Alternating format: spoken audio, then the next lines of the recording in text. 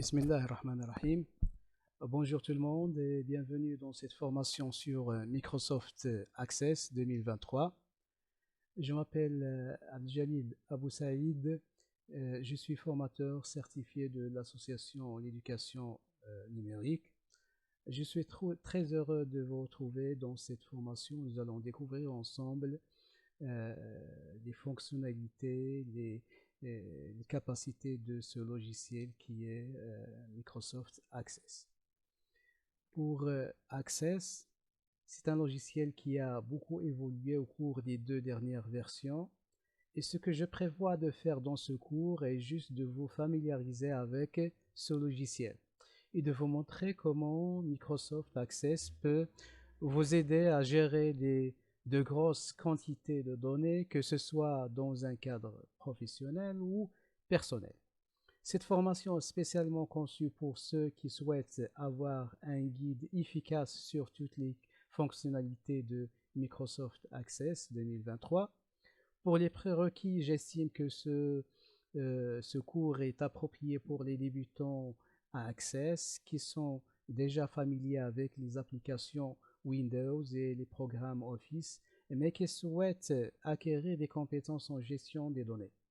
C'est aussi très utile pour les débutants et intermédiaires qui migrent dans notre système de gestion des bases de données, ou bien ceux qui sont déjà familiers avec les versions antérieures de Access. Donc, pour le plan de notre cours, nous allons dans ce premier cours répondre aux questions suivantes. Qu'est-ce que c'est qu'une base de données relationnelle? Quels sont les types de tâches que nous pouvons effectuer avec Microsoft Access? C'est quoi un système de gestion des bases de données? Ensuite, nous allons passer à quelques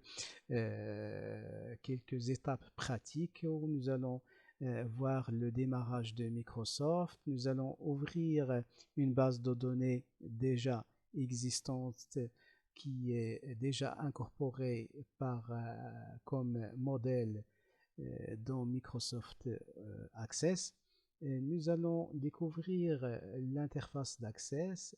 Nous allons explorer les fenêtres de la base de données, les composantes, et nous allons finir par un petit résumé de contenu délivré dans cette leçon. Nous allons vérifier notre compréhension à travers des questions-réponses sur le contenu et nous allons achever cette leçon avec un petit atelier sous forme d'exercice où nous allons investir les connaissances déjà vues dans notre leçon. Donc, attaquons d'abord notre premier axe. C'est quoi Microsoft Access? Microsoft Access est tout simplement un système de gestion que vous pouvez utiliser pour tous vos besoins de gestion de l'information. D'une simple liste d'adresses à un système complexe de gestion des stocks. Il fournit des outils non seulement pour stocker et récupérer des données, mais aussi pour créer des formulaires utiles, des rapports, des pages de données sous forme de pages web. Tout ce dont vous avez besoin est une connaissance de base de Microsoft Windows et un sens d'exploration pour construire la base de données dont vous avez besoin. Donc, nous allons voir aussi définir le terme de base de données. Qu'est-ce que c'est qu'une base de données? Une base de données, c'est tout simplement un ensemble d'informations structurées, accessibles au moyen d'un logiciel.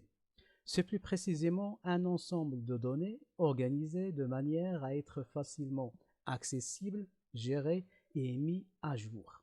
Au terme d'Access, une base de données est une collection de toutes les tables, les requêtes, les formulaires, les pages d'accès aux données, rapports, des macros, les modules qui composent un système complet. Relationnel fait référence au fait que les tables qui composent la base de données sont liées les unes aux autres. Maintenant, passons à la question de c'est quoi. aux différents systèmes de gestion des bases de données. Et les logiciels qui permettent de créer, utiliser et maintenir des bases de données relationnelles sont appelés aussi des systèmes de gestion des bases de données relationnelles. Nous pouvons citer par exemple PostgreSQL, Firebird, SQLite, MySQL, c'est une version de Microsoft, SQL Server Express, MariaDB, MongoDB, etc. Et donc, il y a beaucoup de systèmes de gestion des bases de données. Il y a des systèmes qui sont payants et d'autres qui sont libres. Dans le classement suivant, nous allons voir les systèmes selon leur utilisation. Donc, en premier ordre, nous avons Oracle, qui est un système de gestion plus puissant qui offre des fonctionnalités très professionnelles. Au 9e degré rang, nous avons Microsoft Access. Voilà. Donc, Microsoft Access, il est plus convenable de petites bases de données, que ce soit au niveau professionnel ou bien au niveau personnel. Voilà, donc nous allons passer aux autres fonctionnalités de Microsoft. Et donc, qu'est-ce que nous pouvons faire avec Microsoft Office Access? Donc, Microsoft Access permet de réaliser des applications utilisant une base de données à partir de 5 types de composantes. Donc, nous avons dans une base de données les tables. Les tables, c'est là où sont stockées les données de l'application sous forme tabulaire. Les requêtes prédéfinies sur une table ou une combinaison de plusieurs tables. Une requête, c'est tout simplement une question adressée à une base de données pour extraire des informations. Les formulaires sont des fenêtres graphiques qui permettent de visualiser et de modifier les données des tables. Les états sont des vues composées à partir de données utilisées en général pour générer des documents imprimables. Les macros, ce sont tout simplement un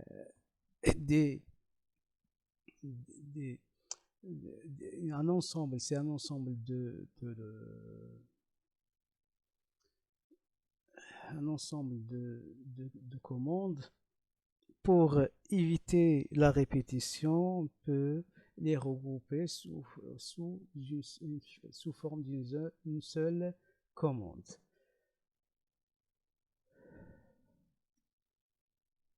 Passons maintenant les composantes, comme nous avons dit, les composantes de Microsoft Access. Pour se familiariser avec les tables, formulaires, requêtes et autres objets dans une base de données Access peut faciliter l'accomplissement d'un vaste... Alors, c'est quoi Microsoft Access? Microsoft Access, c'est tout simplement un système de gestion de base de données, un SGBD. C'est un logiciel qui permet à un ordinateur de stocker, de récupérer, d'ajouter, de supprimer, de modifier des données. Un système de gestion de base de données relationnelles est un programme utilisé pour créer, mettre à jour et gérer des bases de données relationnelles. Certains des systèmes de gestion de bases de données les plus connus sont MySQL, PostgreSQL, MariaDB, Microsoft SQL Server et Oracle comme base de données. Donc, le tableau suivant nous donne le classement des systèmes de gestion des bases de données en termes d'utilisateurs dans le monde. Donc, en premier rang, nous avons Oracle, qui est un système de gestion très robuste et professionnel. Pour Microsoft Access, il est classé au 9e position. Donc, pour les composantes d'une base de données, les composantes d'une base de données, d'abord, une base de données, c'est un ensemble d'informations relatives à un sujet ou à un objectif particulier, tel que par exemple, le suivi des commandes clients, la gestion d'une collection de musique. Si votre base de données n'est pas stockée sur un ordinateur ou ne l'est que partiellement, vous pouvez suivre des informations de diverses sources que vous devez coordonner, organiser. Par exemple, supposons que les numéros de téléphone de vos fournisseurs soient stockés en divers emplacements, dans un fichier de carte de visite, dans des fichiers d'information sur les produits conservés, dans un classeur de rangement et dans une feuille de calcul contenant des données des commandes. Si le numéro de téléphone d'un fournisseur change, vous devez mettre à jour ces informations dans ces 3 endroits, ce qui est très encombrant. Dans une base de données bien conçue, le numéro de téléphone n'est enregistré qu'une seule fois et il vous suffit de mettre à jour ces informations dans un seul emplacement. C'est ce qui gagne en production et en précision. Par conséquent, lorsque vous mettez à jour le numéro de téléphone d'un fournisseur, celui-ci est automatiquement actualisé partout dans la base de données ou vous l'utilisez dans la base de données. Les fichiers de base de données. Donc, pour les composantes, nous avons les tables. Les tables, c'est là où sont stockées les données une fois que vous les saisissez. Mais vous pouvez les consulter à partir de plusieurs emplacements. Lorsque vous mettez à jour les données, ils sont automatiquement actualisés partout où ils apparaissent. Deuxième composante, nous avons les requêtes. Les requêtes, ce sont des questions pour adresser à une base de données pour extraire des données. Donc, tout simplement, une requête, ça sert à extraire des données à partir de votre base. Pour les formulaires, il permet de consulter ou entrer les données à l'aide d'un formulaire. Pour les états, ou on les appelle aussi dans certains manuels les rapports, donc ils permettent d'afficher ou d'imprimer les données à l'aide d'un état. Tous ces éléments, tables, requêtes, formulaires et états, sont des objets de la base de données. Vous pouvez utiliser Access pour gérer toutes vos informations dans un seul fichier.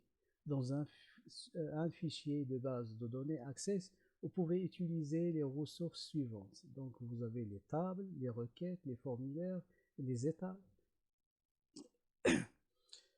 Vous pouvez maintenant passons en revue les composantes de notre base de données une fois créée. Donc, vous aurez des tables.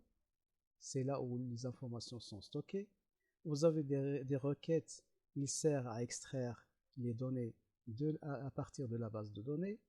Nous avons les formes. Ils permettent soit de visualiser les informations, soit les entrer dans les tableaux. Donc, vous aurez aussi les rapports. C'est le produit final que vous pouvez produire à partir de vos données. Et il sert à donner des informations qui peuvent servir à être imprimables pour aider votre entreprise à prendre des décisions. Nous avons aussi des modules. Des modules, ce sont tout simplement des applications créées à partir de Visual Basic. Voilà. Donc, passons maintenant aux tâches que nous pouvons effectuer à travers Microsoft Access. Donc, à partir de Microsoft Access, vous pouvez créer des applications personnelles, des applications pour les petites entreprises, des applications départementales, des applications à l'échelle de l'entreprise, des applications frontables pour les bases de données clients-serveurs à l'échelle de l'entreprise ou des applications intranet ou Internet à l'intérieur d'une entreprise. Le démarrage de Microsoft Access. Vous pouvez démarrer Microsoft Access comme la plupart des logiciels conçus pour l'environnement Windows. Donc, à partir du menu Démarrer, donc j'ai le menu Démarrer, je peux avoir Access répertorié sur la liste des programmes ou bien il est dans le sous-menu du pack Office. Ça dépend de votre installation. Donc je lance Access. Je me retrouve dans cette fenêtre d'accueil avec la possibilité de créer une nouvelle base de données, d'ouvrir une base de données déjà créée. Et ici, dans le menu récent, je peux avoir les bases de données qui ont déjà été utilisées. Je peux même épingler certaines bases de données qui ont été que j'utilise souvent pour ne pas perdre du temps dans la recherche. Donc par exemple cette base de données, je peux l'épingler avec un clic droit. Par exemple, celle-là, elle est déjà épinglée, donc je vais voir, par exemple, celle-là, ma base de données, je peux l'épingler dans la liste ici. Donc, de cette manière, je peux la retrouver facilement sans perdre de temps dans la recherche. L'autre possibilité, c'est de créer une nouvelle base de données. Je peux créer une base de données vierge, ou bien je peux utiliser des modèles. Ce que nous allons voir ici dans ce tutoriel, c'est l'utilisation d'un modèle de base de données qui est déjà intégré dans toutes les versions de Microsoft Access, c'est la base de données Northwind. Donc cette base de données, il est disponible dans Microsoft Access. Si pour des raisons de connexion vous ne la retrouvez pas, j'ai déjà partagé avec vous sur la description du cours le lien de téléchargement de cette base de données. Une fois téléchargé cette base de données, vous pouvez y accéder à partir de l'emplacement où vous l'avez téléchargé. Par exemple, pour moi, je l'ai téléchargé dans mes bases de données. Voilà, donc j'ai la base de données Northwind Northwind de Microsoft. Donc, je double-clique pour utiliser le modèle. Je dois renommer ma base de données, donc lui donner un nom, par exemple DB pour le 101. Voilà, je vais l'enregistrer au même endroit. Voilà, une fois ouverte,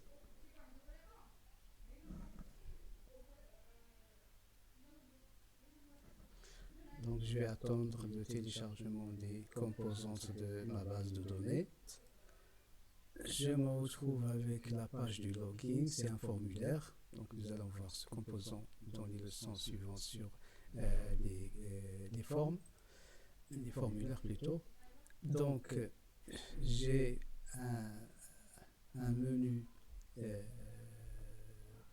dans lequel sont répertoriés des, des boutons de navigation. Donc moi, pour le moment, en tant que débutant, je n'ai pas besoin de ces fonctionnalités.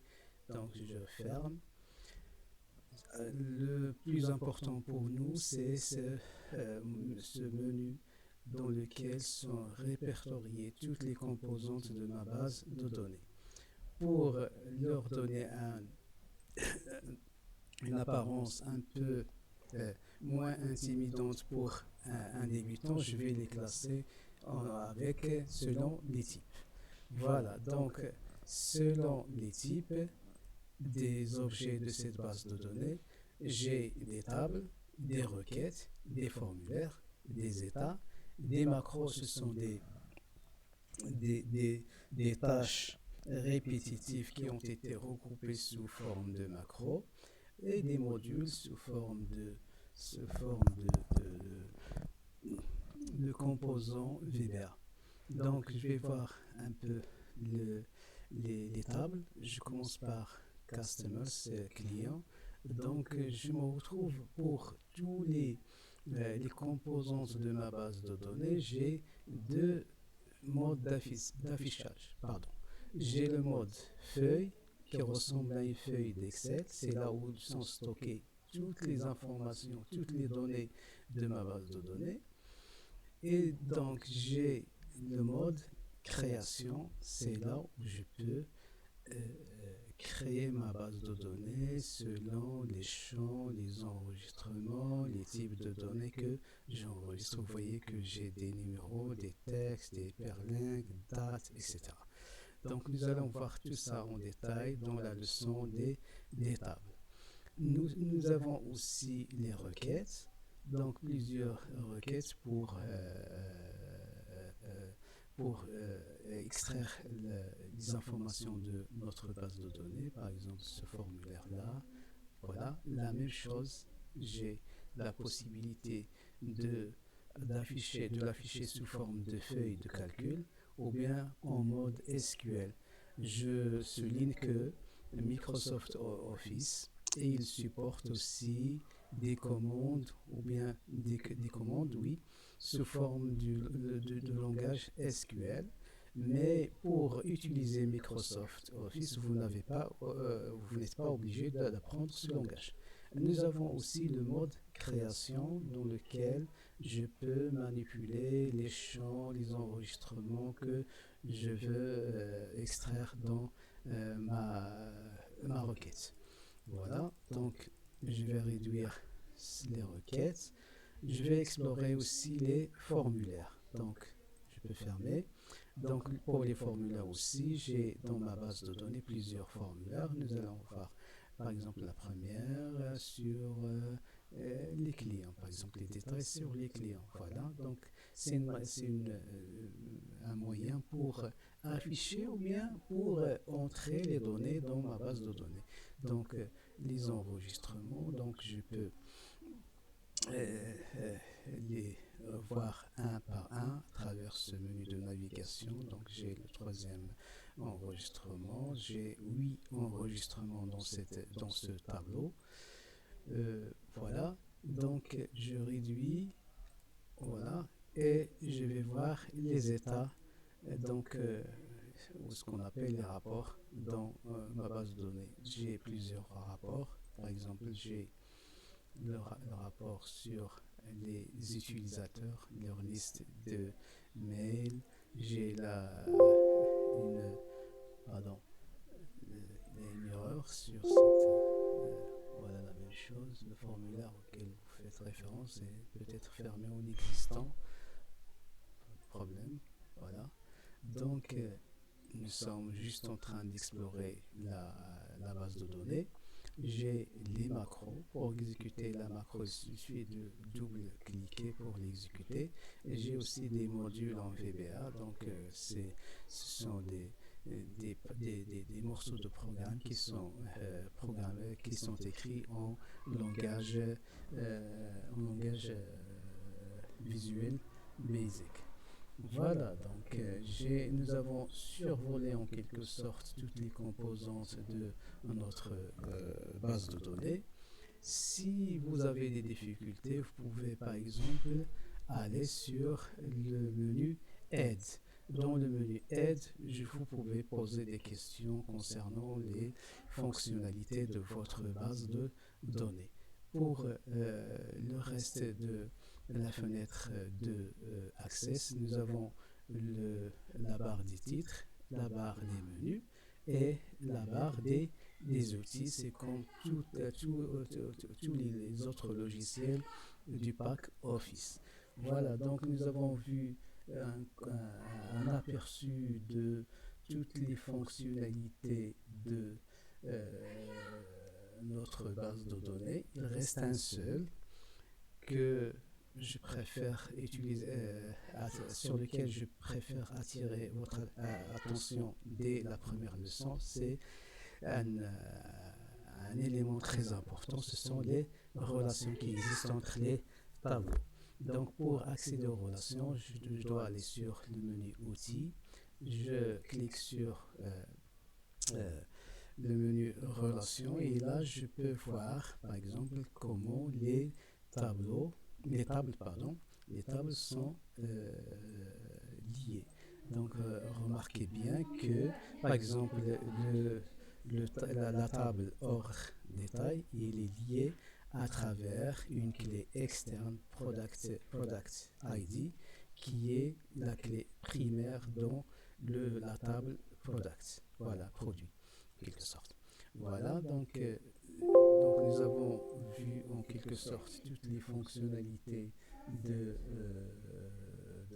Microsoft. Nous avons fait un survol sur toutes ces fonctionnalités. Pour récapituler, je peux dire que dans cette leçon, nous avons essayé de découvrir les aspects pratiques du développement Access. Nous avons essayé de comprendre la logique et le fonctionnement de Access. Access est un produit qui est extrêmement puissant avec une grande variété d'utilisation. Vous pouvez trouver des applications à Access sur tous les ordinateurs personnels au bureau de nombreux utilisateurs d'entreprises allant à l'encontre des bases de données clients-serveurs qui sont à l'échelle des grandes entreprises. Lorsque vous comprenez ce qui est Access et ce qu'il fait, vous êtes prêt à découvrir ces nombreux objets.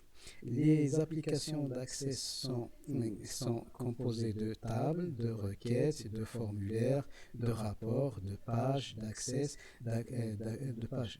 aux données, de macros, de modules, de barres de commandes, etc., de relations aussi et autres objets.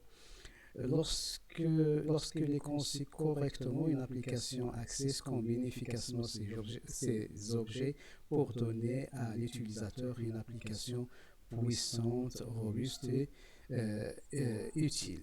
Voilà, je termine notre leçon sur cette brève conclusion. Je vous retrouve dans la leçon 2. Merci pour votre attention.